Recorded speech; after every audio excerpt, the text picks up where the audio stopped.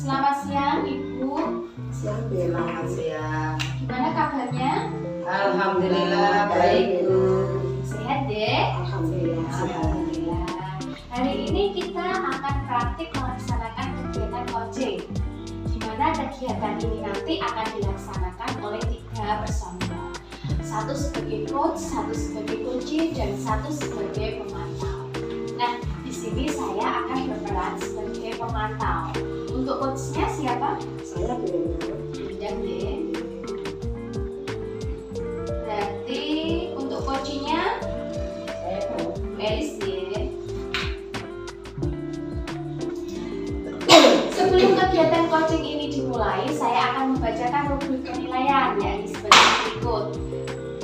Unsur yang A, pre-conference. Yang pertama, memberi salam kepada kunci. 2, menciptakan lingkungan yang kondusif. 3, menyampaikan tujuan praktik. 4, menguji pengetahuan kritikal tentang kompetensi yang dituntut. Unsur B, conference. Yang pertama, mengamati praktikan dengan daftar tilik. Yang kedua, memberi isyarat kepada praktikan bila ada langkah kegiatan yang tidak sesuai dengan cara ekspresi wajah atau sentuhan. Unsur yang C, post conference. Yang pertama yakni meminta praktikan merefleksikan apa yang dirasakan pada saat melaksanakan coaching. Yang kedua, memberikan umpan balik kepada coach tentang kegiatan coaching yang telah dilaksanakan. Yang ketiga, mengakhiri kegiatan. Bila semua dilaksanakan dengan prinsip coaching, maka nilainya 2. Bila semua dilaksanakan namun belum menggunakan prinsip coaching, nilainya 1. Bila tidak dilaksanakan, maka nilainya 0. Apakah ada pertanyaan, Bu? Tidak Tidak ada ya. Baiklah, kalau begitu mari kita mulai praktik coaching kali ini. Nah, silakan dimulai. Permasalahannya. Pada jam istirahat, Elis terlihat sedih, lesu dan tidak semangat. Elis terlihat berdiri di depan pintu ruang guru dengan wajah yang gundah, gelisah, dan bingung. Seperti ada yang ingin dia ungkapkan. Langkah kakinya tertahan, terlihat ragu-ragu dan tidak ingin masuk ke ruangan ini. Tetapi Elis ingin sekali bercerita dan mengungkapkan isi hatinya dan keluhannya kepada wali kelasnya, Bu Endang. Sementara itu, Bu Endang wali kelasnya yang kebetulan melihat tingkah laku Elis yang tidak seperti biasa, mendekati dan menghampirinya dengan penuh lemah lembut serta menyapanya.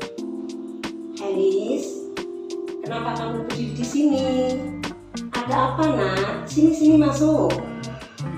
Oh, Bu Endang. Kebetulan saya bertemu Ibu di sini. Bisakah saya minta waktu sebentar, Bu? Saya ingin berbincang dengan Ibu. Ya, tentu. Ibu ada waktu. Ayo, kita di taman belakang sekolah biar lebih nyaman, tidak terganggu dan sejuk pula. Mari. Setelah duduk di taman. Baiklah, ada apa Elis? Ayo, coba ceritakan nak, biar kamu lega dan tidak bilang lagi. Begini, Bu. Belakangan ini saya merasa tidak nyaman dan kurang puas dalam satu pelajaran, terutama bahasa Inggris, Bu. Apa yang membuat kamu tidak nyaman, kurang puas, dan apa Elis ingin yang dicapai di acara akhir diskusi kita ini nanti? Saya hanya ingin mendapat solusi dari masalah saya, serta mohon pencerahan dari Ibu agar hati saya merasa lega. Jadi kamu ingin dari pembicaraan ini nanti kamu merasa lega dan tidak gundah lagi. Terus ada lagi? Saya bingung, Bu. Mengapa saya diperlakukan tidak adil oleh guru bahasa Inggris? Oke, baik. Apa yang membuat kamu merasa tidak adil dan tidak nyaman tersebut, Elis? Kenapa? Begini Bu, guru tersebut membuat les privat dan sebagian besar murid di kelas mengikuti les privat kecuali saya. Karena keadaan dan ekonomi keluarga kami, saya merasa tidak nyaman dan diperlakukan tidak adil. Apalagi ketika guru sering menyindir murid yang tidak mau ikut dalam les privatnya. Iya, baik. Karena keadaan ekonomi yang kurang, terus kamu tidak ikut les privat, terus selain tidak nyaman, tidak ada, tidak adil itu, adakah hal lain yang dapat kamu rasakan? Yang kamu rasakan apa selain tidak adil dan tidak nyaman? Selain tidak nyaman, saya merasa bahwa nilai-nilai yang diberikan guru pun tidak adil. Para murid yang mengikuti privat bahasa Inggris itu mendapatkan nilai lebih baik dari saya.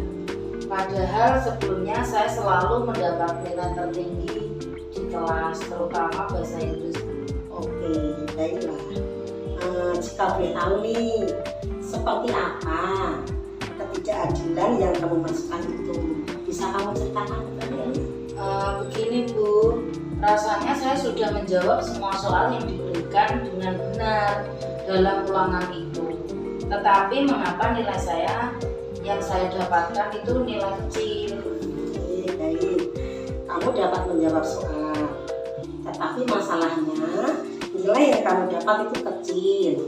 Lalu selama ini langkah-langkah apa yang kamu ambil dalam menghadapi masalahmu itu? Selama ini saya sudah rajin dan giat dalam belajar, mengulang pembelajaran yang didapat dari sekolah dulu. Jadi saya hanya menduga-duga bahwa saya mendapat nilai kecil karena tidak mengikuti les privat dari guru tersebut. Oke, apa kamu pernah mendiskusikan masalah ini dengan guru yang bersangkutan, guru bahasa Inggris itu? Kayaknya belum pernah sih Bu. Tapi yang saya lihat sebelumnya, mereka les privat ke guru tersebut. Saya selalu merasa nilai saya lebih tinggi. Namun setelah mereka les dan saya tidak, nilai saya lebih kecil dari yang lain yang ikut les. Kamu belum pernah diskusi dengan guru bahasa Inggrismu. Lalu kesempatan apa yang kamu miliki sekarang? Bu, saya sebenarnya tadi berdiri di depan ruang guru, ingin menemui guru tersebut, guru bahasa Inggris, untuk konfirmasi dengan dugaan saya selama ini. Lalu, kenapa kamu tidak lakukan, Nak? Kenapa kamu tidak menemui dan konfirmasi langsung kepada guru tersebut? Saya kan takut Bu. Saya takut nanti setelah bicara sama guru itu nanti saya dimarahi. Itulah mengapa saya tadi ragu-ragu menemui guru bahasa Inggris tersebut. Saya hanya nyaman jika berbicara dengan Bu Indah. Oke, baiklah. Apa guru tersebut pernah marah padamu, Miss? Kayaknya tidak sih Bu. Gurunya baik sih. Pada saat menjelaskannya juga bagus. Dan saya senang diajar oleh guru tersebut. Lalu kenapa tidak kamu coba? Itu akan membantu menyelesaikan dan memecahkan masalahmu, Nak. Benar juga ya Bu. Seharusnya saya mencoba menemui guru tersebut tadi. Bagus. Nah, setelah kamu bertemu guru tersebut, apa yang ingin kamu sampaikan? Saya hanya ingin menyampaikan bahwa saya tidak ikut les. Kemudian saya akan bertanya, apakah itu mempengaruhi nilai saya di kelas. Selain itu, saya ingin mengkonfirmasi alasan saya mendapatkan nilai kecil. Oke. Ayo lakukan itu.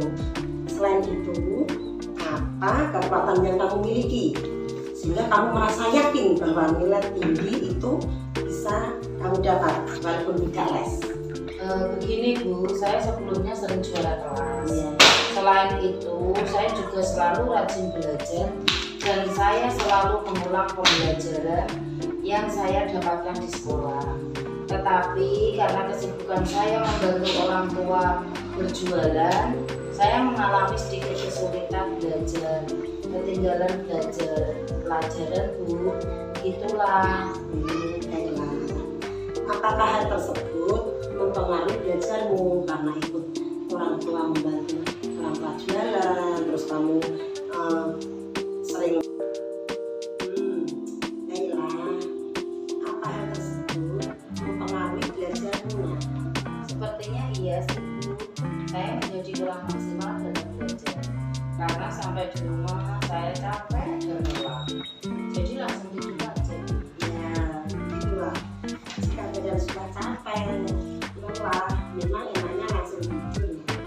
Nah, coba pikirkan kembali tentang ini. Apa disebabkan kamu tidak les privat, atau kamu kurang belajar, atau kamu kurang konsentrasi dalam belajar? Benar juga sih Bu. Mungkin karena saya tidak fokus dalam belajar. Jadi, apa yang akan kamu lakukan sekarang? Saya tetap akan bertanya ke guru bahasa Inggris untuk memastikan dugaan saya. Selain itu, saya akan mencoba tetap rajin belajar dan lebih giat lagi.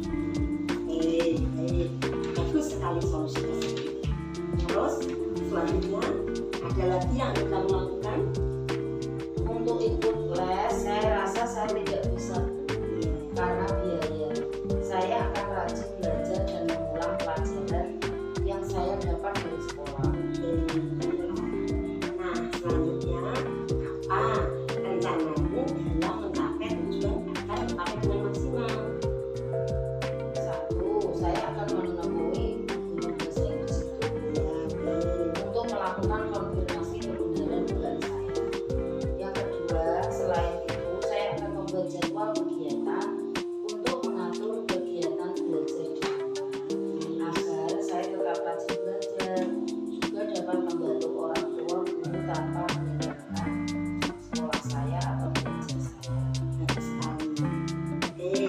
Ibu sangat suka rencana itu.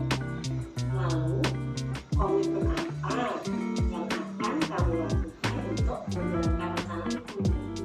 Besok pagi saya akan memberanikan diri untuk menemui guru bahasa Inggris tersebut. Selain itu, mulai besok saya akan membuat jadwal kegiatan dan mengatur jam belajar saya. Bagus. Lalu, siapa yang akan kamu mintai bantuan untuk menjalankan komitmen ini? Saya akan minta bantuan teman saya Andi untuk mengatur ganti guru bahasa Inggris itu. Selain itu, saya juga akan memintanya untuk membantu saya belajar. Bagus. Sepertinya itu sangat baik kamu lakukan. Baik, terima kasih Bu Indah sudah meluangkan waktu mendengarkan saya dan cerita. Sama-sama, Elis. Ibu juga senang dapat membantu kamu untuk bercerita tentang masalahmu. Bagus. Elis, setelah kamu melakukan pembicaraan dan diskusi dengan Ibu Indah, apa yang kamu rasakan? Umpan dari apa